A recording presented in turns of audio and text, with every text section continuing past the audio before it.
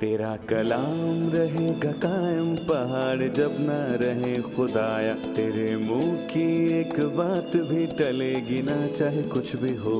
तेरी मान दिए है जिंदा सोने से भी कीमती, मेरा दिल ये दे गवाही है ये किताब अजीम।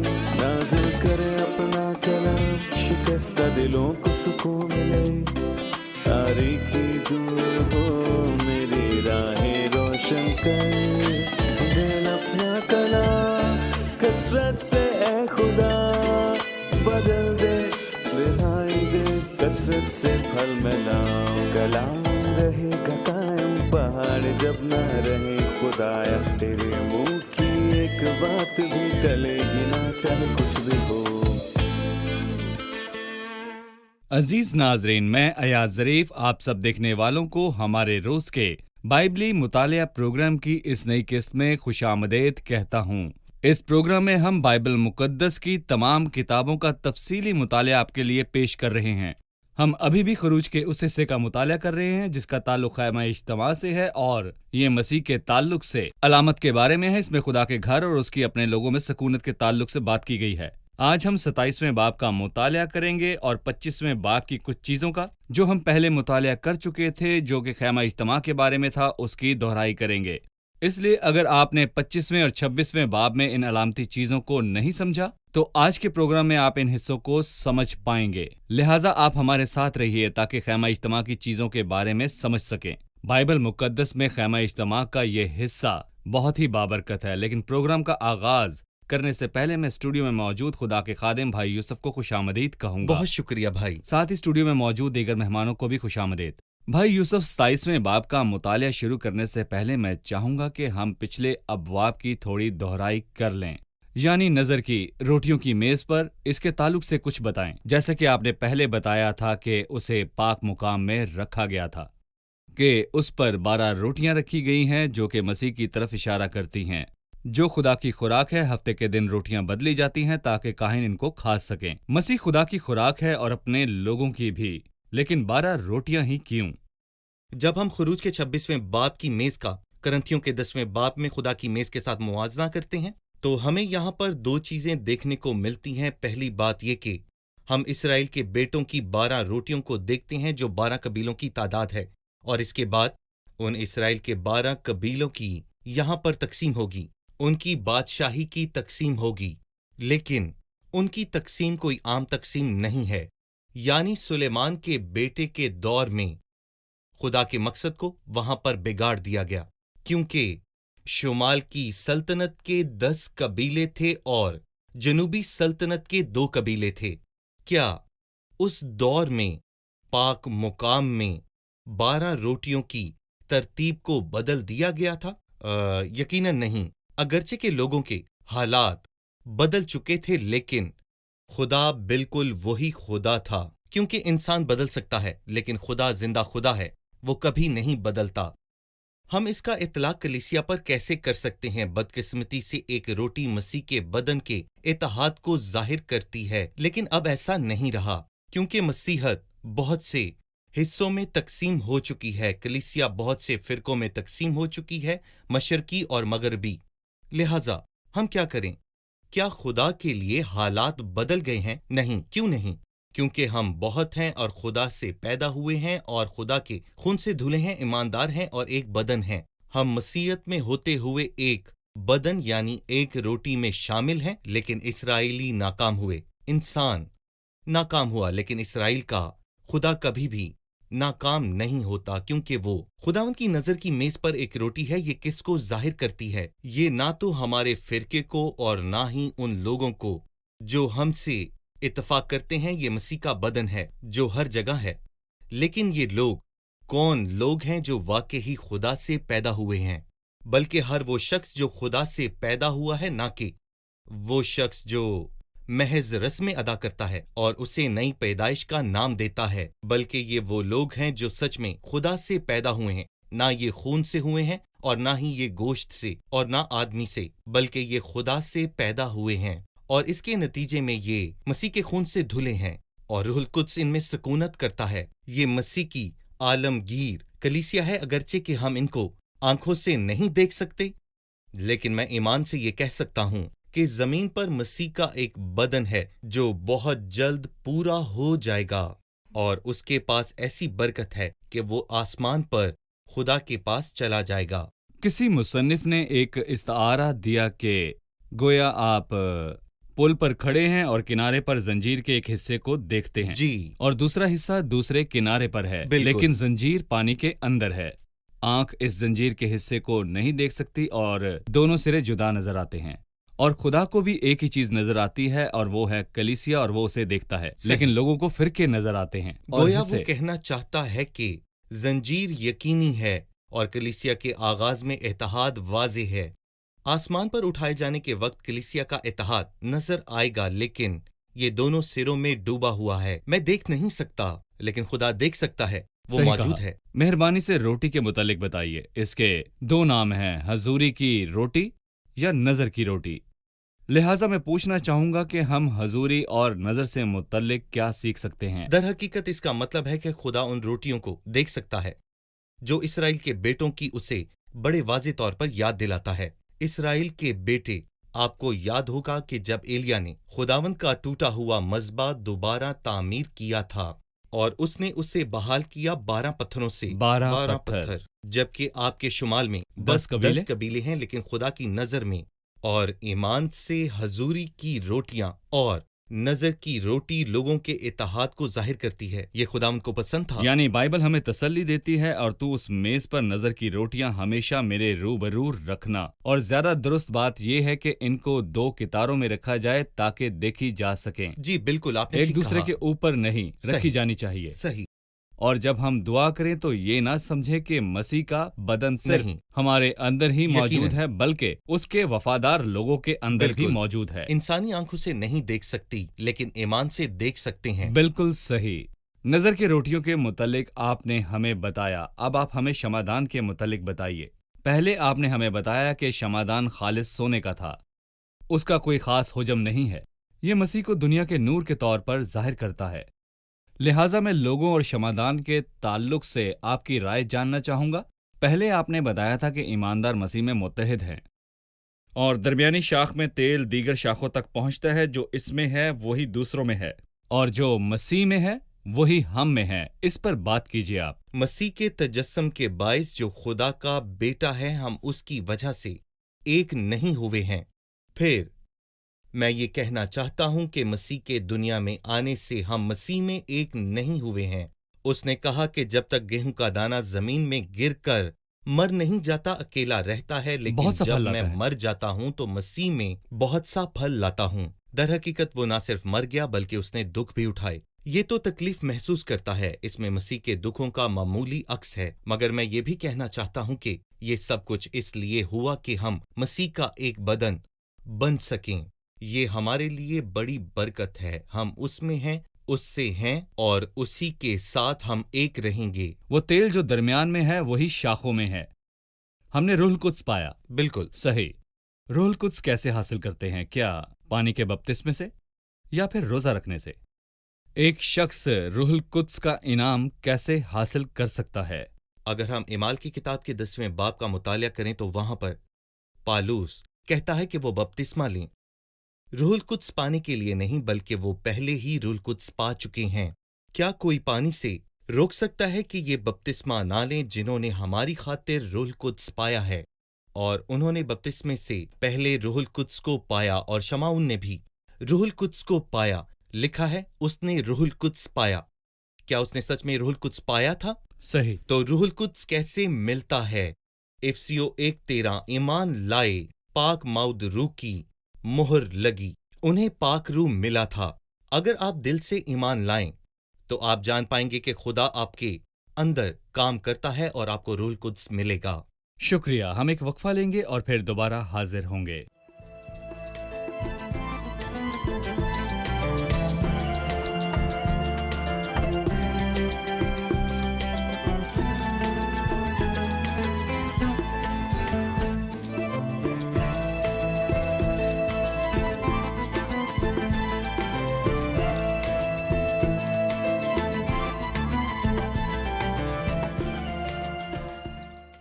یوسف، بائبل میں اس کا ذکر کیوں نہیں کہ خیمہ اجتماع کی چھت اور اس کا فرش بھی تھا؟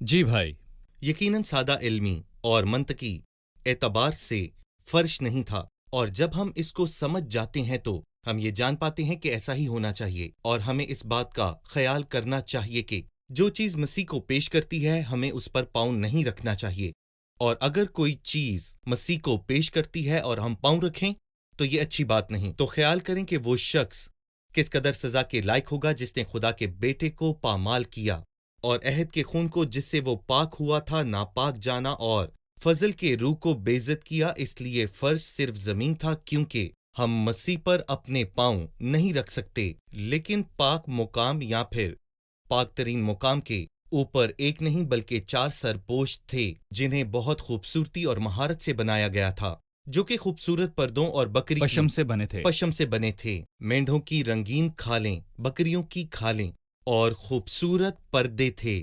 اور میں بتاتا چلوں کہ یہ 10 تھے اور ان کی اونچائی 28 ہاتھ تھی، یعنی 28 ضرب 10 برابر 228 کے۔ اور جب آپ صحن کے پردوں کو دیکھیں تو ان کی اونچائی 228 ہے۔ صحیح۔ صحن کے گرد 228 ہونے سے کیا مراد ہے؟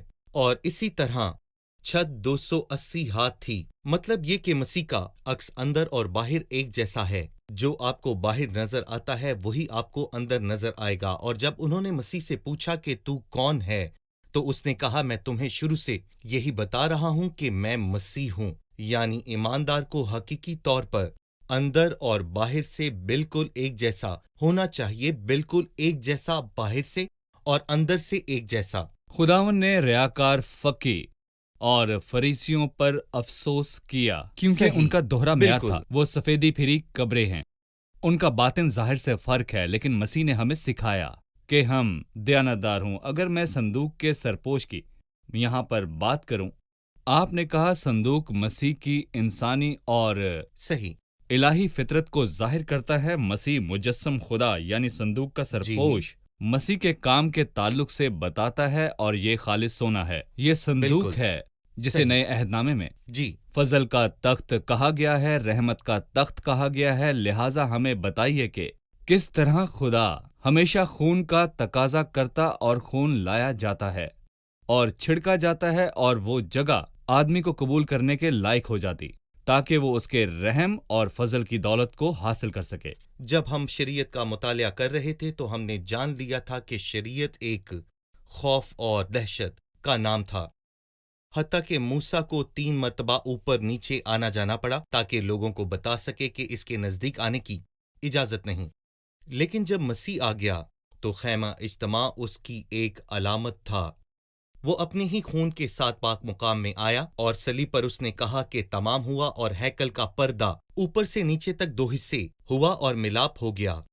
جب وہ مر گیا اور پھر جی اٹھا تو سلامتی کی خبر نکلی، یعنی آج حالات بالکل فرق ہیں۔ ہمیں پاک مقام میں آج دلیری سے داخل ہونے کی ایک کھلی اجازت ہے۔ اور پھر کیا ہوا کہ عزائیہ بادشاہ کو کوڑ ہو گیا اور وہ بہت زیادہ بیمار ہو گیا، لیکن ہمارے پاس مسیح کا خون ہے۔ صحیح، آپ نے خوبصورت پردوں کا ذکر کیا جو خیمہ اجتماع کو ڈھانپتے تھے۔ جی، ان کے اوپر بکری کی پشم اور مینڈوں کی رنگین کھال اور بکری صحیح۔ کی کھال تھی جی، جو کہ تختوں پر رکھی گئی تھی۔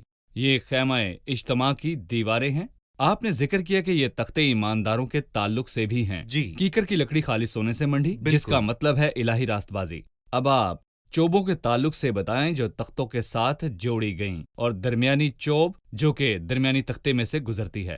میں چاہوں گا کہ آپ ہمارے ناظرین کو ان کے متعلق بتائیے۔ جی، 4 چابیاں تھیں، اور ان 4 چابیوں کے علاوہ جو درمیان میں چابی تھی، مقدسین ان 4 چابیوں کا ایک علیحدہ ہی مطلب بناتے ہیں، اور مقدسین اعمال کی کتاب میں اور اس کے دوسرے باب میں ان 4 چابیوں کو کلیسیا کے کاموں کی طرف اشارہ سمجھتے ہیں، اور یہ رسولوں کی تعلیم پانے کے تعلق سے ہے۔ وہ رفاقت رکھنے، روٹی توڑنے اور دعا میں ہمیشہ ہی مشغول رہا کرتے تھے۔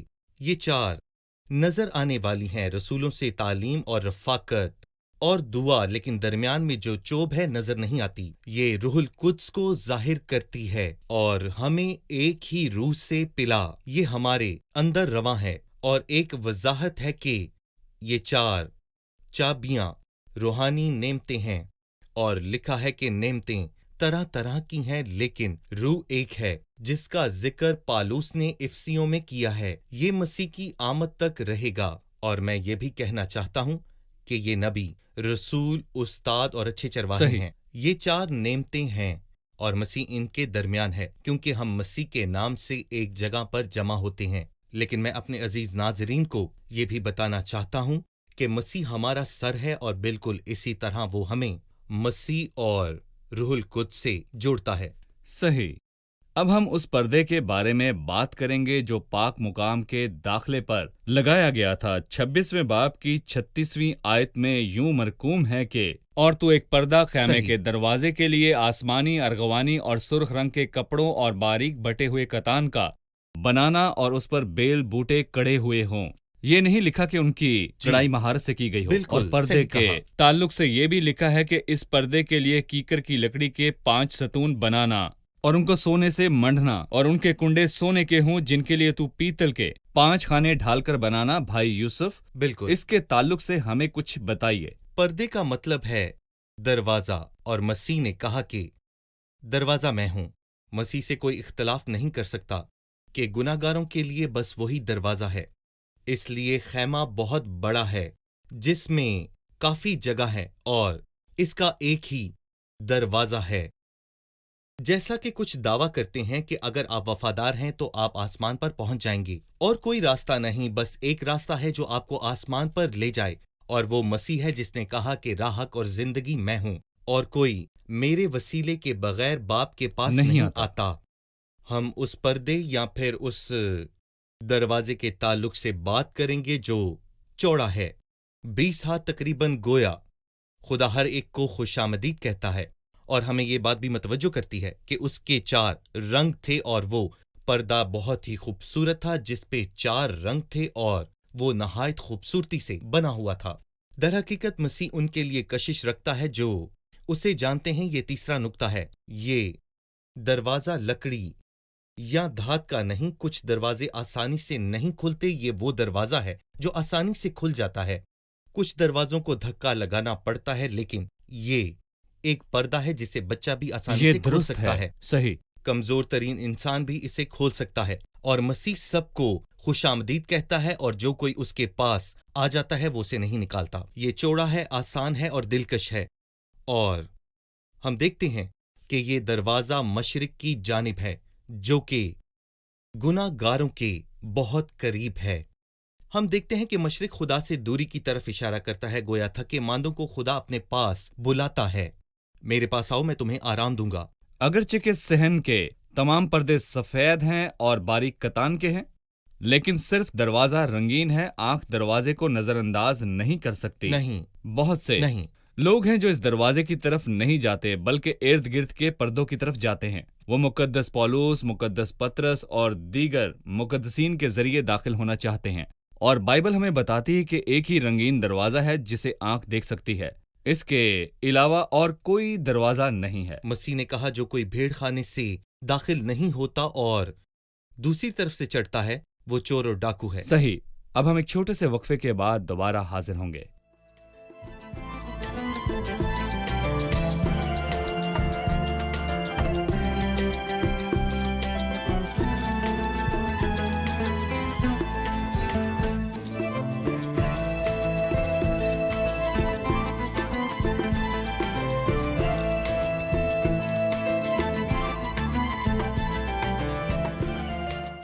ستائیسویں باب کی پہلی آیت، اور تو کیکر کی لکڑی کی قربان گاہ 5 ہاتھ لمبی اور 5 ہاتھ چوڑی بنانا، وہ قربان گاہ چوکھٹی اور اس کی اونچائی 3 ہاتھ ہو، اور تو اس کے لیے اس کے چاروں کونوں پر سینگ بنانا، اور وہ سینگ اور قربان گاہ سب ایک ہی ٹکڑے کے ہوں، اور تو ان کو پیتل سے منڈنا۔ لہٰذا یہ پیتل سے کیوں منڈی گئی تھی؟ جی بھائی یوسف۔ اسے پیتل کی قربان گاہ کہا جاتا ہے جس پر دن رات آگ جلتی رہتی تھی۔ در حقیقت یہ پیتل جو کہ कीकर की लकड़ी पर मंडा हुआ था, क्योंकि ये आग से महफूज रहता है, इससे आग नहीं लगती। सही। उस पर दिन रात आग जलती रहती थी। और मैं आपको यहाँ पर बताना चाहता हूँ कि इंग्लैंड में एक लकड़ी पर पीतल को मंडा गया और उस पर सारी रात आग जलाई गई, जिससे ये साबित हुआ कि पीतल आग को लकड़ी पर असर अंदाज होने से रोकता है। और उन्होंने इस बात पर वाज़े तौर पर बयान जारी किया कि ये अच्छी चीज है जो लकड़ी को बचा देती है। भाई, हम इस तस्वीर को दोबारा देखेंगे ताकि हमें इसे समझने ये में तो बहुत आसानी अच्छी हो बात जाए। है। ये जी अच्छी भाई। बात होगी। बाईं जानिब हम जलती हुई आग देखते हैं, इसके बारे में हमें बताइए। अगर हम ध्यान से देखें तो हमें दाईं जानिब एक दरमियान में झिल्ली नजर आएगी, 1.5 हाथ की ऊंचाई पर, ऊंचाई। जिसका मतलब है कि लकड़ियां इसके वसत में रखी जाती थीं। ये वो जगह है जहां आग ज्यादा होती थी, वो जगह नहीं जो मैं देख रहा हूं, अंदर वाली जगह जो सिवाय खुदा के अंदर वाली और जगह। कोई भी नहीं देख सकता। और यही मसीह के साथ हुआ था। मसीह में हर चीज जल रही थी सलीब पर, लेकिन आग उसके दिल में थी। और लिखा है कि मेरा दिल मोम की मानिंद हो गया और मेरे पसीने में वो बह गया। यानी हमारे मसीह ने बहुत ज्यादा दुख उठाए थे। ये तो बस देखने वाले और बैरूनी दुख थे, लेकिन असल आग जो मसीह के दिल में थी, और वो बहुत ज्यादा थी। जब मसीह ने हम सब की खातिर दुख उठाए। भाई, हमने देखा कि इसकी ऊंचाई 3 हाथ थी जी। और जाली वस्त में थी, यानी 1.5 हाथ पर। सही। क्या ये ऊंचाई पाकतरीन मुकाम में संदूक की भी नहीं? जब कुर्बानगाह बैरूनी सहन में 1.5 हाथ पर है और संदूक के सरपोश पर खून छिड़का जाता है जो कि 1.5 हाथ पर है, तो पाकतरीन मुकाम हमें क्या सिखाता है? ये बताया कि जो कुर्बानी सलीब पर थी वो ही खैमा में दाखिल हुई और वही हमारी अब्दी खलासी का बाइस बनी। पीतल की कुर्बानगाह खैमा इज्तिमा के अंदर सबसे बड़ी चीज है। इसी के वसीला से हमें बरकत और रिहाई और मखलसी खुदा के खून के वसीले से मिलती है।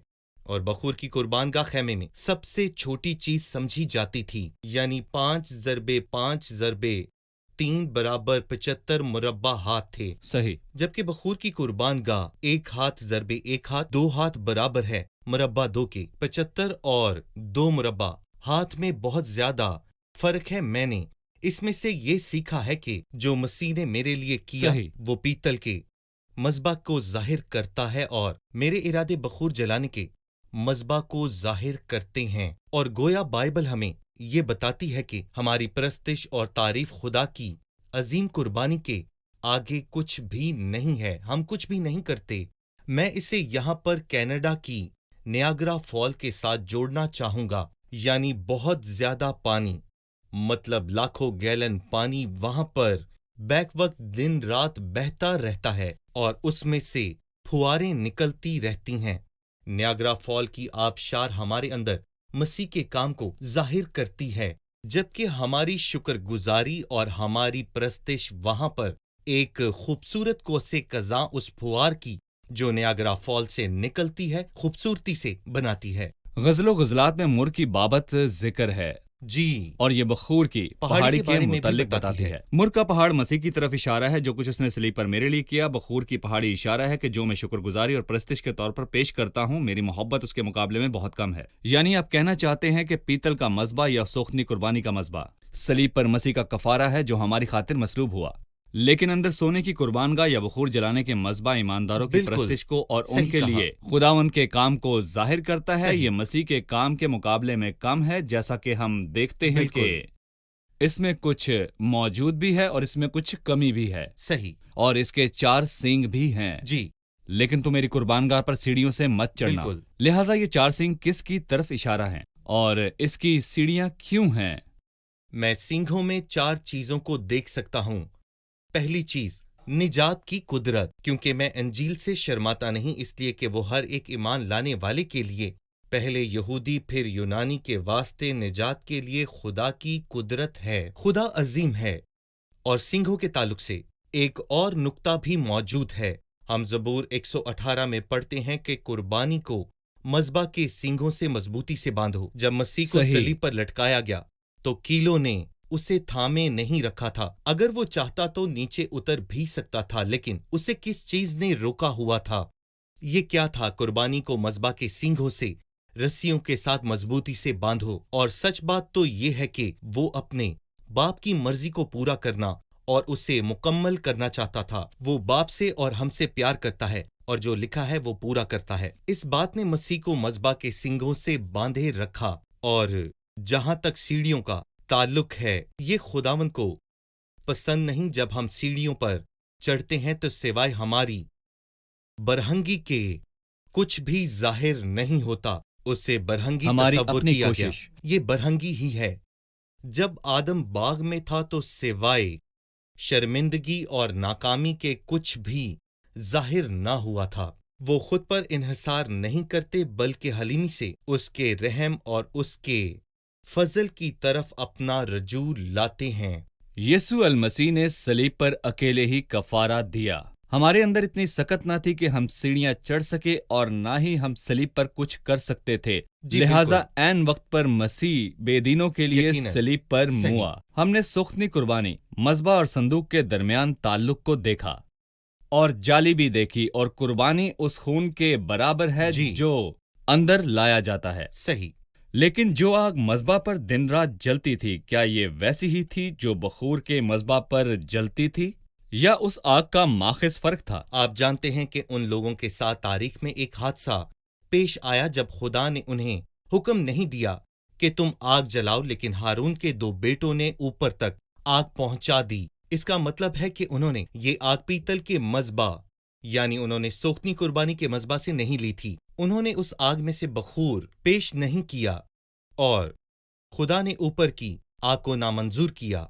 जोश और जज्बात में आ जाना हकीकी परस्तिश नहीं होती। हकीकी परस्तिश का बहाव सलीब पर मसीह की हकीकी मोहब्बत और उसके कफारे के काम से होना चाहिए। जब मेरे दिल में उसकी मोहब्बत की आग होगी तो मैं दुरुस्त होऊंगा, लेकिन जब ढोल और साज मुझे मुतहरिक करते हैं तो ये वो आग नहीं है जो खुदा मुझसे चाहता है। ये ऊपरी आग है। तो कौन सी आग खुदा को मंजूर है? मैं मसीह के काम पर गौर करता हूँ और सोचता हूँ कि खुदा ने मेरे लिए क्या किया। क्या मैं ऐसी परस्तिश करता हूँ जिससे खुदा के दिल को सुकून मिले और वो मुझसे खुश हो? इसलिए जब एक परस्तार खुदा का शुक्र और उसकी परस्तिश करना चाहता है तो वो कहता है, खुदा के पास रख। मुझे सलीब के सही। पास रख, मैं उसके पास खड़ा हूँ। बिल्कुल। काम की आग मेरे दिल में लगी है और मैं उसकी परस्तिश करता हूँ। हमें उसकी परस्तिश करनी चाहिए। शुक्रिया भाई, हम प्रोग्राम के आपका इख्तिताम भी पर शुक्रिया। पहुंच चुके हैं। अब मेहमानों से राय जरूर। जानेंगे। आज के प्रोग्राम से आपने क्या सीखा? खैमा का दरवाज़ा मसीह को पेश करता है। ये 20 हाथ चौड़ा था और सब इसमें से गुजर सकते हैं, किसी ख़ास करो की तफरीक नहीं। ये जाज़बी नज़र और 4 रंगों से बना था। इसे नज़रअंदाज नहीं किया जा सकता था। वो ऐसा पर्दा था जिसे नज़रअंदाज नहीं किया जा सकता था और इसीलिए मसीह पुरकशिश है और ये गुनहगारों के करीब था। और वो ऐसा पर्दा था जो किसी धात या लकड़ी से नहीं बना था। हम पीतल का मज़बा देखते हैं जिसके 4 सींग थे, जो खुदाउन यीशु को बांधे हुए था। कुर्बानी मज़बा के सींग से बांधी गई थी। लिहाजा हमने ये सीखा कि मोहब्बत ने उसे बांध रखा था। शुक्रिया। खुदा आपको बरकत दे। भाई खुदा आपका भी आपको शुक्रिया। बरकत दे। मुझे यकीन है कि आप अपने दिल को मसीह और उसकी कुर्बानी के लिए खोलेंगे। खुदा उनके फजल से अगले प्रोग्राम में आपसे फिर मुलाकात होगी। खुदा आपको बरकत दे।